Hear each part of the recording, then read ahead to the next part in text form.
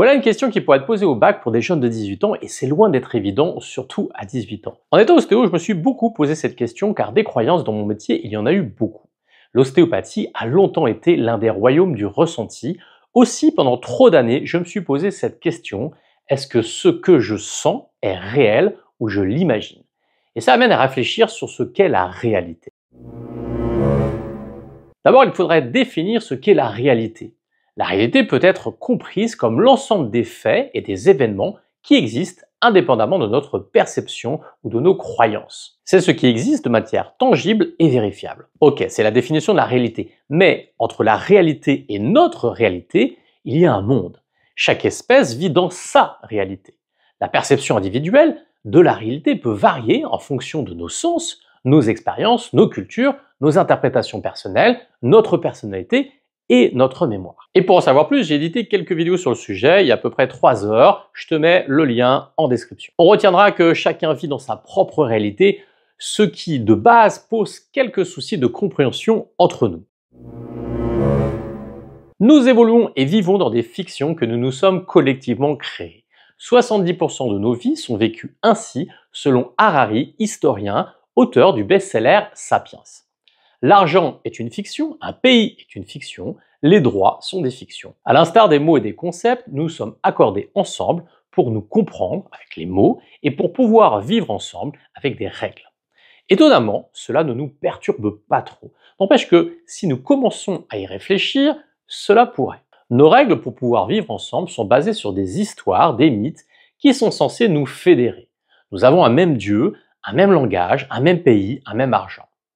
En préhistoire, ceux qui partageaient les mêmes dieux se liaient et coopéraient plus. Il y avait un sentiment d'appartenance à quelque chose qui nous dépassait. Nous nous racontons des histoires en permanence et cela nous lie. On pense même que le langage a été créé pour cela, souder encore plus un groupe. Mais ces histoires ne sont pas ancrées dans le réel, mais font appel à un imaginaire collectif. Il n'y a rien de réel dans la valeur de l'argent, d'une action en bourse, de la propriété.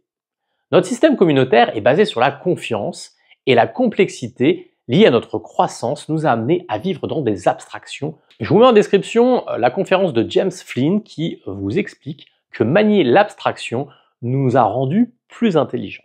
Alors, je résume. Notre réalité est variable. Nous vivons dans des fictions et abstractions. La croyance peut être définie comme quelque chose qu'on ne pourra jamais prouver. Dieu et une partie des phénomènes paranormaux entrent dans ce cadre. Les croyances sont souvent façonnées par nos expériences, nos interactions sociales, notre éducation et notre culture. Elles nous aident à donner du sens au monde qui nous entoure, à prendre des décisions et à naviguer dans notre vie quotidienne.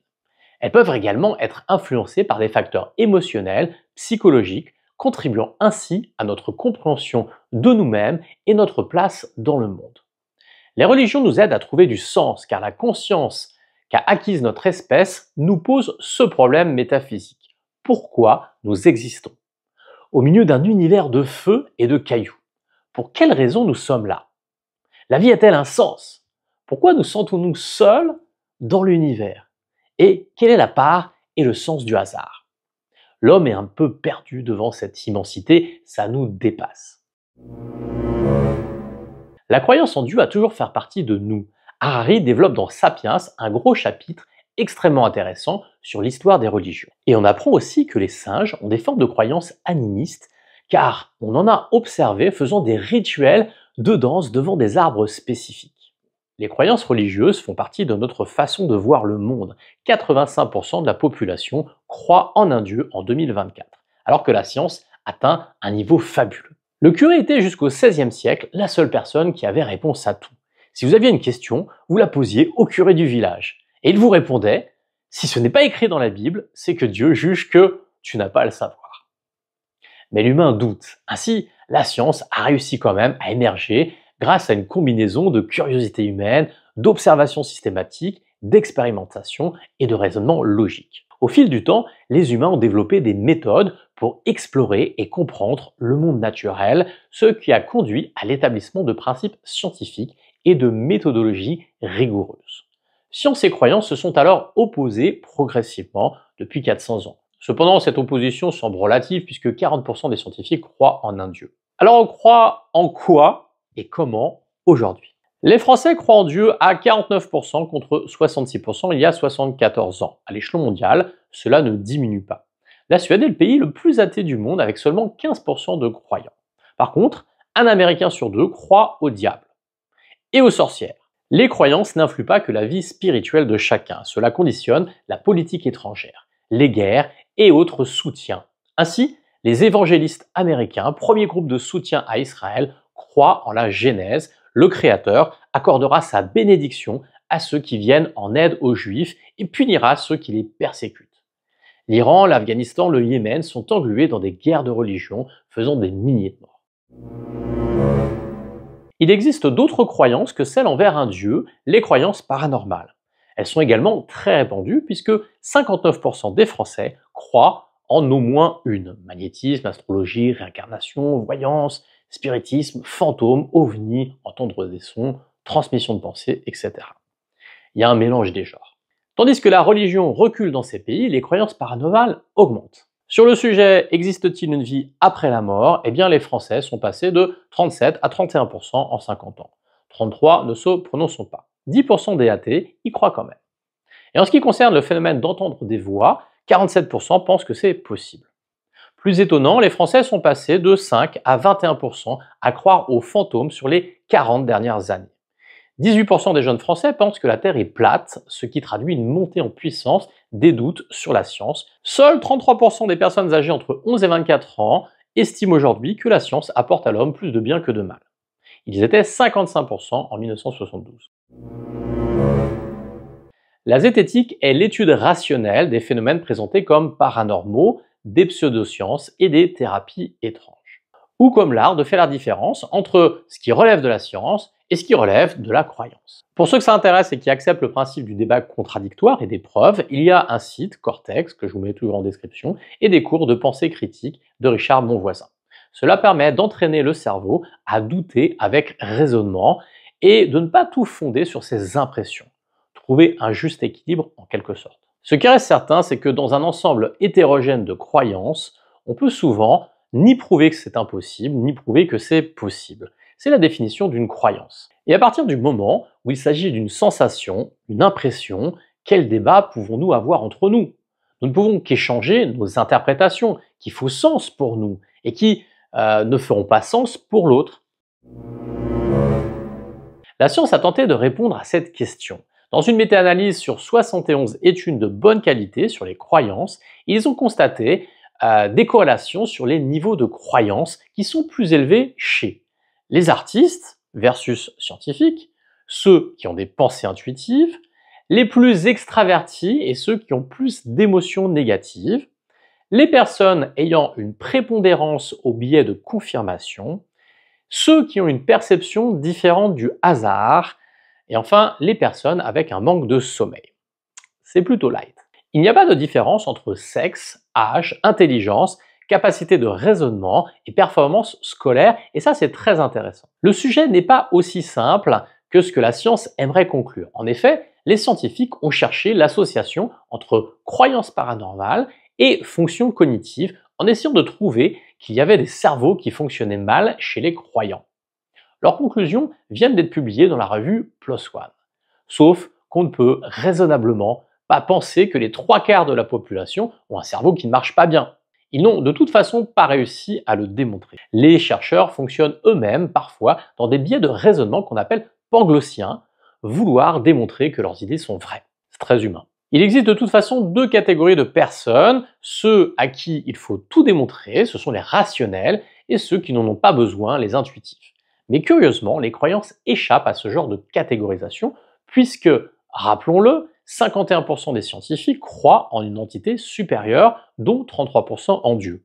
Selon un autre sondage, les jeunes chercheurs, moins de 34 ans, seraient de plus en plus nombreux à croire en Dieu, 42%, ou à une quelconque entité supérieure, 24%, que les plus âgés. On peut s'interroger sur la culture qui est toujours difficile à mettre en doute, mais ces sondages apportent plus de questions que de réponses.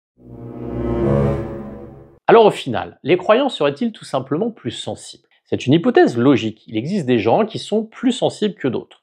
Par contre, il n'y a pas de différence entre les sexes, contrairement aux idées reçues. 31% seraient hypersensibles, ils perçoivent dans leur environnement et grâce à une conscience de l'autre plus aiguë et détaillée, des informations dont les autres n'ont pas accès ou simplement ils n'y prêtent pas attention.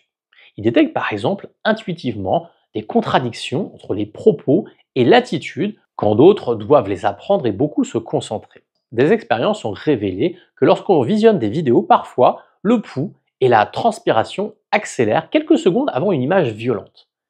Mais la cause de ces activités anticipatrices reste encore à déterminer. Certains ont fait un métier original, mentaliste. C'est ainsi qu'ils devinent votre prénom, votre date de naissance, etc. en observant les micro-mouvements de votre corps. Ils ont plus de sensations corporelles et d'émotions que d'autres et les interprètent aussi beaucoup plus, ce qui donne forcément des biais ou pas. Là est le flou définitif et l'absence de vérité.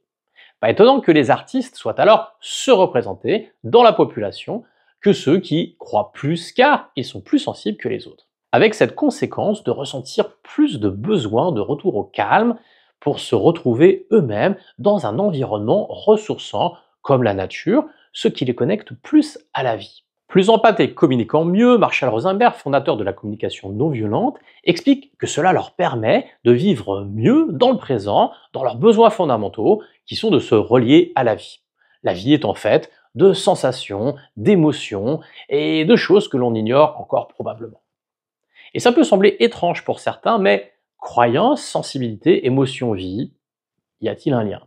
Toujours est-il que les croyants ont été identifiés comme plus heureux que les non-croyants, et là on touche à un besoin et une conséquence essentielle.